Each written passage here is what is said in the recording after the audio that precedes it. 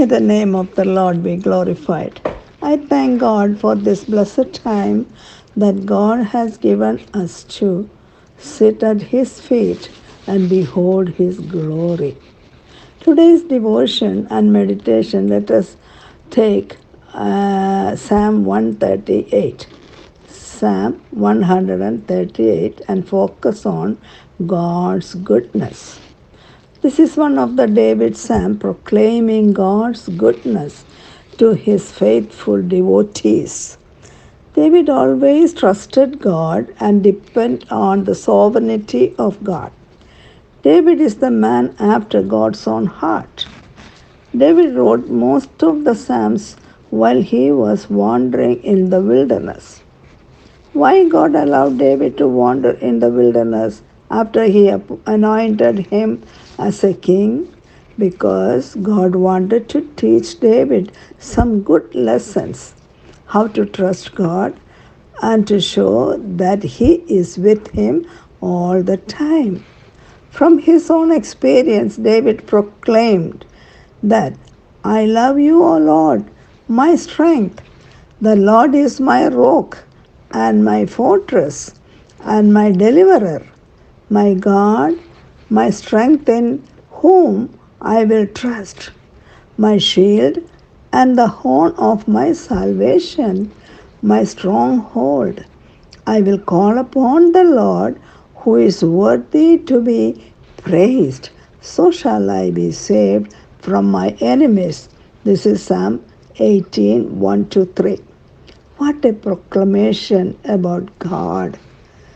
This Psalm 138 was written when David had to face opposition from the neighboring nations when he became the king of Israel. Second Samuel 8 1 to 14.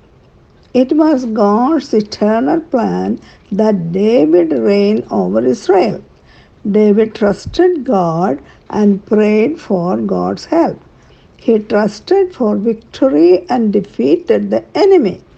This psalm helps us understand better what really happens when God answers our prayers. Verse 1 to 3. I will praise you with my whole heart. Before God, I will sing praises to you. I will worship toward your holy temple and praise your name for your loving kindness and your truth, for you have magnified your word above all your name. In the day when I cried out, you answered me and made me bold with strength in my soul. Oh, what a confession. David glorifies God's name for his prayers are answered. He praised God before false gods of the nations that attacked David.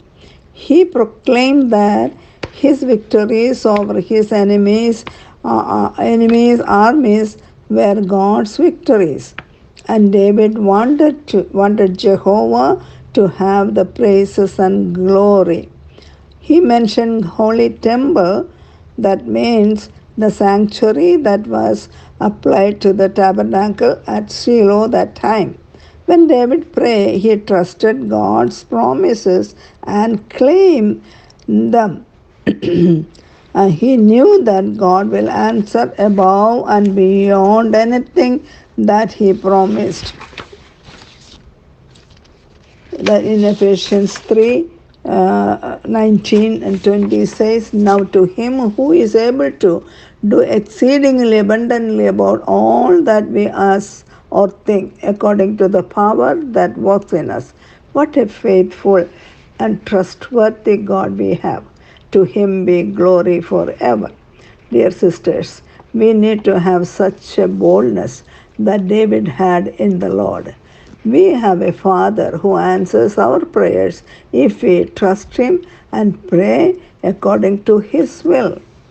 Now, verse 4 to 5.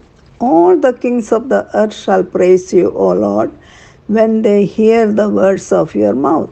Yes, they shall sing of the ways of the Lord, for great is the glory of God.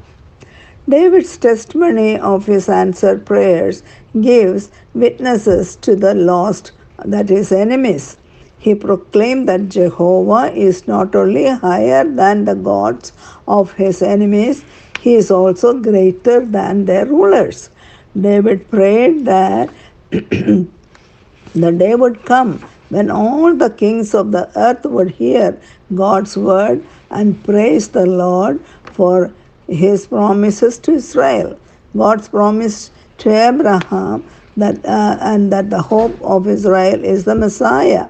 He will be the ruler of the kings of the earth. Revelation 1:5. And the King of kings and the Lord of lords. What a great day that would be! That is our blessed hope, that kings of the earth join together with God's people in praising the Lord. What a blessed hope that we have. Praise the Lord. Now, verse 6 to 8. Though the Lord is on high, yet he regards the lowly, but the proud he knows from far. Verse 7. Though I walk in the middle of trouble, you will revive me. You will stretch out your hand against the wrath of my enemies, and your right hand will save me. The Lord will perfect that which concern me. Your mercy, O Lord, endure forever. Do not forsake the works of your hands. Oh, what a prayer! What an accomplishment of God's purposes in our life through the answers of our prayers. When I read this meditation upon this portion of, oh, my heart was filled with joy, and I shouted, Hallelujah to my Lord. How great our God is, and high is his throne. Still, he is willing to become the lowest of the low and stoop down to meet our needs. This will see in our Lord Jesus Christ. He became poor that we might become rich. 2 Corinthians chapter 8 verse 9. He became a servant that we might be set free. Philippians chapter 2 1 to 12. He was lowly in his life and also in his death. For he who is perfect was treated like a criminal and nailed to the cross. And on the cross, he became sin for us. 2 Corinthians chapter 5 verse 21. Whatever David knew about the God of Israel, he humbled himself and gave all glory and honor to him. What about us? Philippians 1:6 say, being confident of this very thing, that he which has given a good work in us will perform it until the day of Jesus Christ. Oh, what a promise. What a great promise. He is there. We can trust him. In Philippians chapter 2:13 says, for it is God which work in us, both to will and to do of his good pleasure. Oh, what a confidence.